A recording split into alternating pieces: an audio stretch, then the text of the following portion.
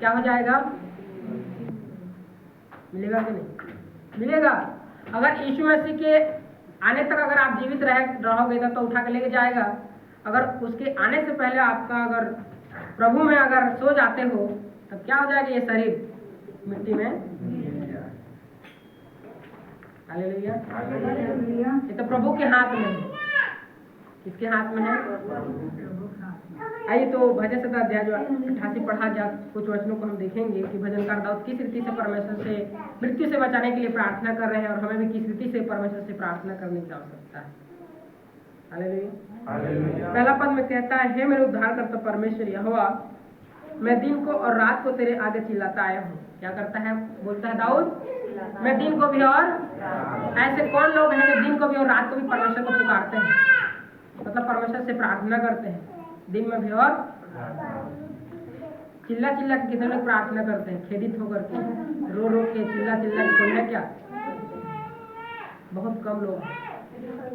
लेकिन दाऊद कहता है, मैं दिन को भी और रात को भी चिल्ला चिल्ला कर तुझसे क्या करता हूँ?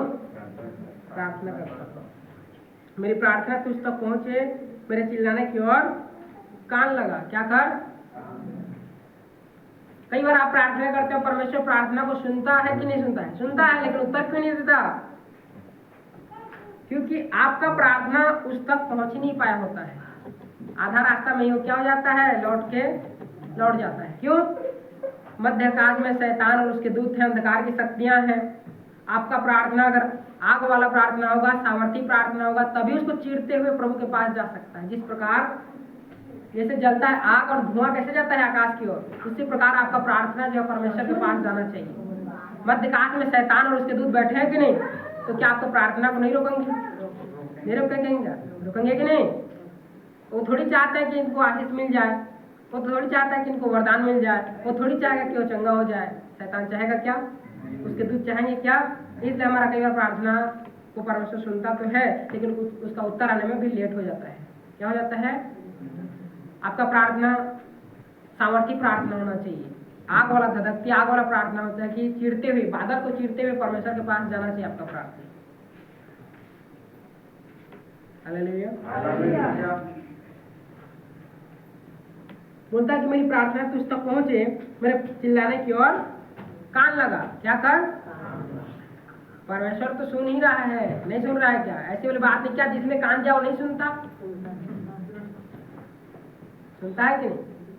लेकिन ये भी लिखा है, सुलेमान ने कहा अब से यहाँ पर जो समर्पित हो गया है परमेश्वर का भवन के रूप में, परमेश्वर के जगह के रूप में, यहाँ से कुछ भी आप प्रार्थना करेंगे तो सुनेगा कि नहीं? और आपके गुनाह पापों अपराधों को क्षमा करेगा कि नहीं? अब कर रहा है कि नहीं? कर रहा है। हालेलुया। क्योंकि देखो, दानियल ने भी प्रार्थना किया था और उसका प्रार्थना का उत्तर आने वाला था, आ रहा था, लेकिन बीच में रोक दिया था। कौन? लड़ने के लिए स्वर्गदूत उत्तर लेकर आ रहा था, लेकिन जो बीच में थे ना शैतान और उसके दूत, वो रोक दिए थे। कितने दिन तक लड़ाई करना पड़ा था उसको, रोक दिए थे। तू कहाँ जाएगा? इधर रुक। फिर प्रधान स्वर्गदूत मिकाईल आकर के उसकी सहायता किया और फिर आकर के दानियल के पास पहुंचा कि जब से तूने समझने बुझने के लिए क्या किया था, तूने प्रभु से प्रार्थना किया था, जब बुद्धि समझ मांगा था, तभी तेरा प्रार्थना क्या कर लिया गया था? सुन लिया गया था, लेकिन उत्तर नहीं आया था, क्योंकि रोक दिया था शैतान। वहां मध्य आकाश में क्या कर दिया था? रोक दिया था। कई बार आपका भी प्रार्थना को शैतान क्या करता है? रोक देता है, इसलिए उसका उत्तर नहीं मिलता। हालेलुया। समझ पा रहे हैं मेरी बातों को? हालेलुया। तीसरा पद में कहता है, क्योंकि मेरा प्राण क्लेश से भरा हुआ है और मेरा प्राण अधोलोक के निकट पहुंचा है। क्या हुआ है? बोलता है, अब भाई दाऊद जो है बुजुर्ग हो चुका था, अब युद्ध करते करते थकेगा ही इंसान एक समय में। आज भी जैसे कि 50 साल, किसी का 60 साल है, बुजुर्ग हो गए, थकेगा कि नहीं? काम कर करके वो क्या हो जाता है? वो थक जाता है, सुस्त पड़ जाता है। उसको क्या बोलता है? हम लोग सियाना है बोलते हैं। क्या बोलते हैं? वो भी बोलता है भाई, वो परमेश्वर से कहता है कि क्योंकि मेरा प्राण क्लेश से भरा हुआ है और मेरे प्राण अधोलोक के निकट पहुंचा है, मतलब पहुंचने ही वाला है। और क्लेश से भरा है क्यों? क्योंकि परमेश्वर कुछ समय के लिए इसको छोड़ दिया था दाऊद को। किसको? राजा दाऊद को कुछ कारणवश कुछ भूल उसने किया, कुछ भी अपने जीवन में कुछ गलती किया, कुछ भी किया, उसकी वजह से छोड़ दिया था। परमेश्वर उसके संग संग नहीं चलता था जहाँ भी युद्ध में जाता था। अगर परमेश्वर आपके संग साथ ना हो, परमेश्वर आपके संग साथ ना जाए तो आपका तो हारना डेफिनेटली है, गारंटीज है। पीठ दिखा के आपको भागना पड़ेगा वहां से। क्या करना पड़ेगा? अगर परमेश्वर आपकी ओर नहीं है, परमेश्वर आपके संग साथ नहीं है, अगर परमेश्वर आपके संग साथ है तो आप विजयी होंगे। आमीन आमीन। क्या होंगे? होना ही है। परमेश्वर अगर आपके संग साथ है तो आप विजयी होना ही है 1000%। तो दाऊद को कुछ समय के लिए परमेश्वर छोड़ दिया था, इस्राएली प्रजा को भी छोड़ दिया था, क्योंकि उसने पाप किए थे।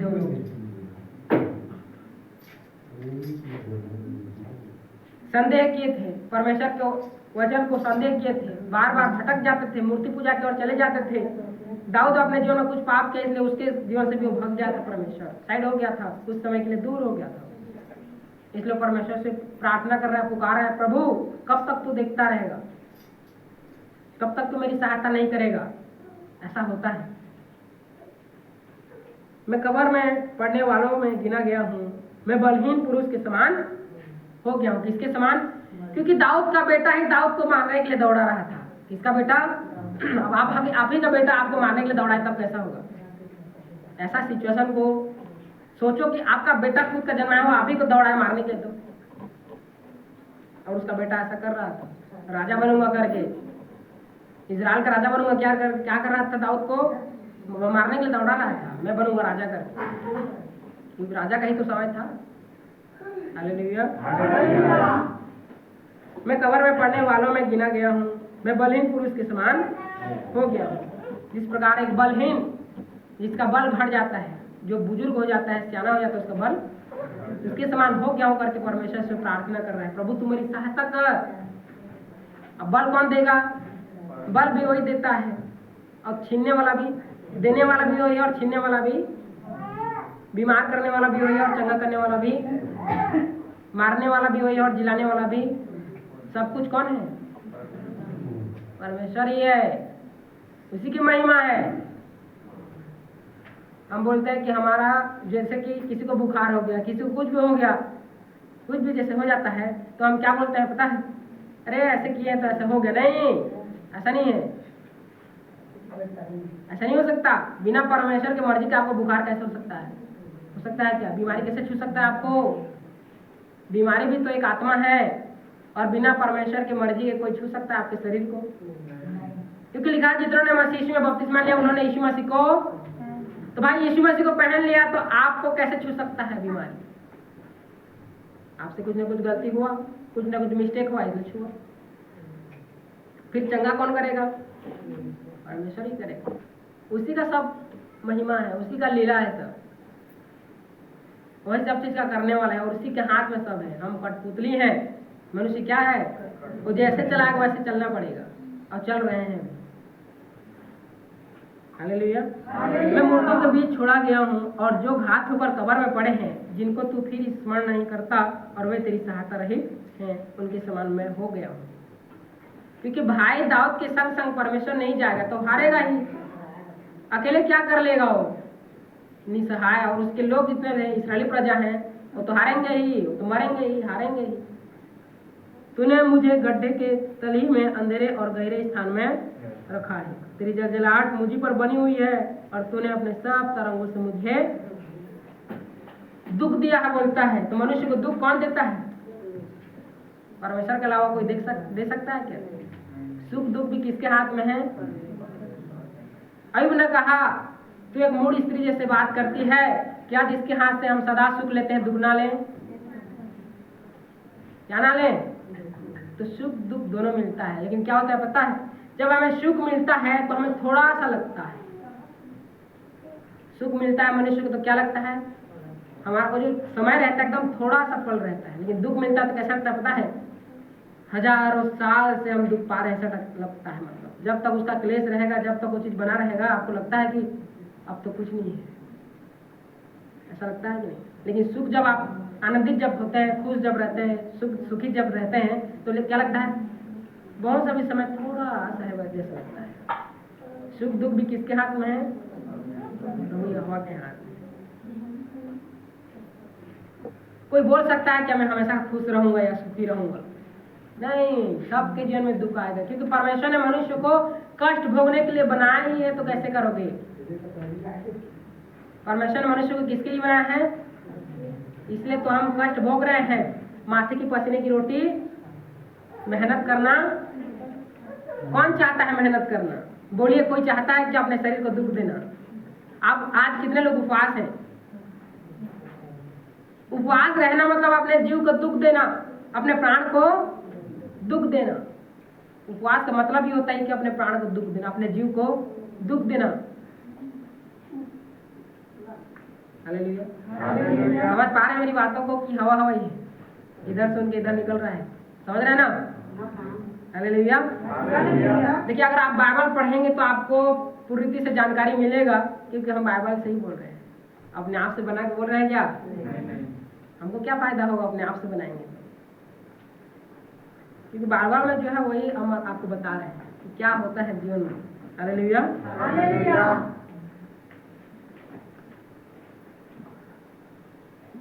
8वां पद में कहता है, तूने मेरे पहचान वालों को मुझसे दूर किया है और मुझको उनकी दृष्टि में घिनौना किया है। मैं बंदी हूँ और निकल नहीं सकता। क्या बोलता है? मैं बंदी हो चुका हूँ। जिस प्रकार एक बंदी बंधुआई में चला जाता है, कोई भी,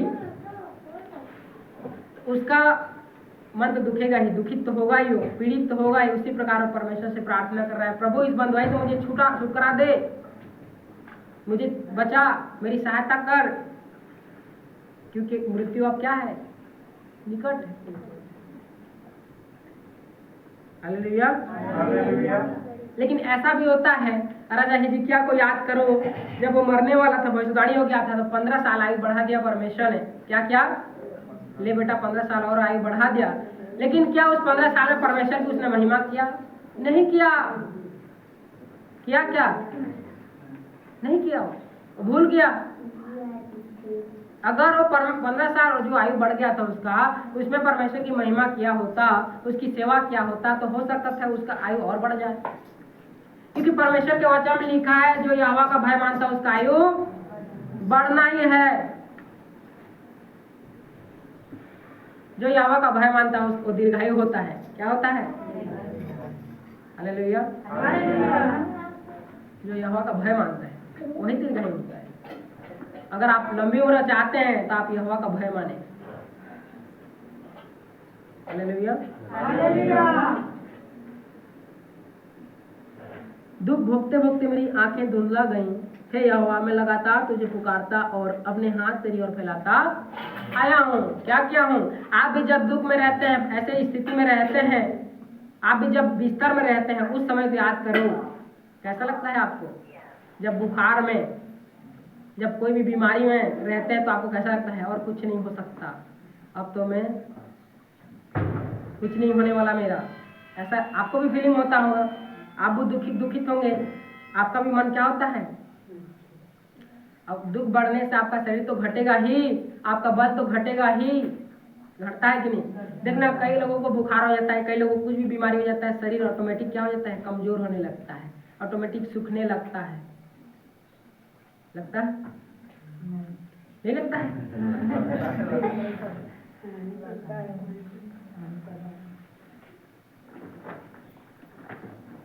यहाँ पर बोलता है, दुख भोगते भोगते मेरी आंखें धुंधला गई हैं, यहोवा मैं लगातार तुझे पुकारता और अपने हाथ तेरी ओर फैलाता आया हूँ। क्या तू मुर्दों के लिए अद्भुत काम करेगा? क्या मरे लोग उठकर तेरा धन्यवाद करेंगे? सही बात है, नहीं कर सकते। जो मर गए वो परमेश्वर का धन्यवाद कर सकते हैं क्या? जो अधोलोक में चले गए वो परमेश्वर का धन्यवाद कर सकते हैं? हम जीवित हैं तो परमेश्वर का धन्यवाद कर रहे हैं, उसकी महिमा कर रहे हैं। लेकिन मर जाए तब कौन कर सकता है? अधोलोक में कौन धन्यवाद करेगा? आत्मा थोड़ी उठ के करेगा, नहीं कर सकता। तो बोलता है, प्रभु तू किसके लिए अद्भुत काम करेगा? मुर्दों के लिए जो मर गए हैं।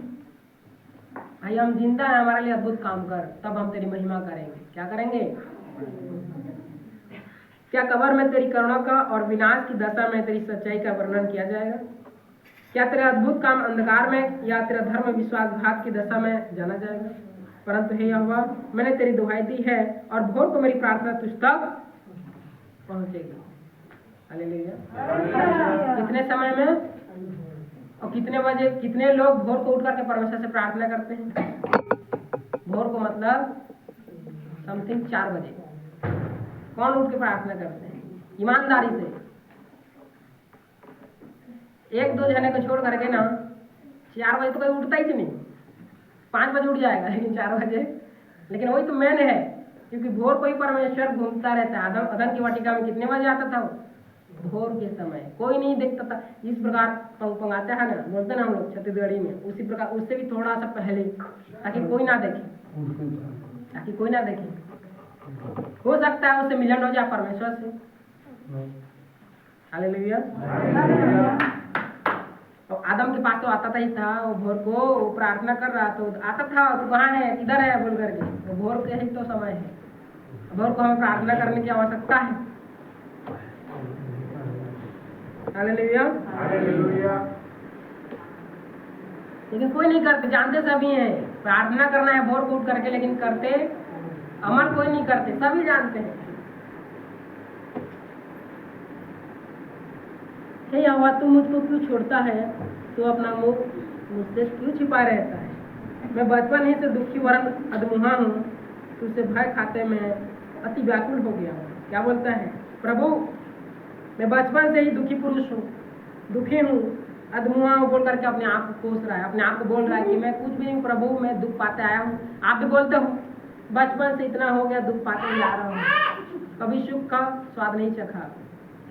ऐसा आपका भी मन जब व्याकुल होता है, विचलित होता है, दुख में रहते हैं, तो ऐसे बोलते हैं, अंदर से वो आ जाता है कि जब से हुआ बचपन से ही दुख झेलते आ रहा हूँ, बचपन से ही मैंने दुख को करीब से देखा है, ऐसे परिस्थिति को करीब से अनुभव किया है। ऐसा आपके भी मन में निकल जाता है। कब? जब बिस्तर में रहते हैं, तब, जब बेड रेस्ट में रहते हैं, जब बीमार रहते हैं, उस दशा में आपके भी मन में भी आता है कि नहीं ऐसा ख्याल? भाई मनुष्य आएगा ही। और हम क्यों जानते हैं हम सबको? क्योंकि हम भी मनुष्य हैं। क्योंकि दुख तो सबको आएगा ना, दुख तो सबको आता है, अकेले के थोड़ी आता है, क्योंकि ऐसा ही परमेश्वर ने बनाया है, अनुभव दिया है, दुख का अनुभव, सुख का अनुभव, हर एक चीज का अनुभव दे के रखा है। कब हम हंसते हैं, कब हम रोते हैं, कब हम आनंदित होते हैं, कब हम दुखित होते हैं, वो सब परमेश्वर के उसमें लिखा हुआ है। और सब किसके हाथ में है? और कौन सबको कंट्रोल कर रहा है? परमेश्वर ही कर रहा है। हालेलुया। हालेलुया।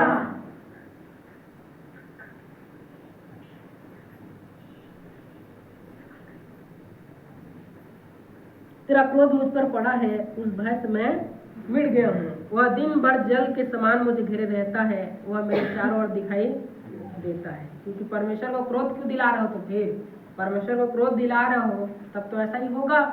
बार बार मूर्ति पूजा की ओर चले जाना, बार बार गलती करना, तो होगा ही, परमेश्वर तो भड़केगा। क्योंकि परमेश्वर तो है ही है, धर्मी के साथ कैसे व्यवहार करेगा? धर्म के जैसा व्यवहार करेगा। खरे पुरुष के साथ अपने आप को कैसे दिखाता है? और टेढ़े के साथ बनेगा ही, और जैसे के साथ वैसे बन जाता है। हालेलुया। हालेलुया।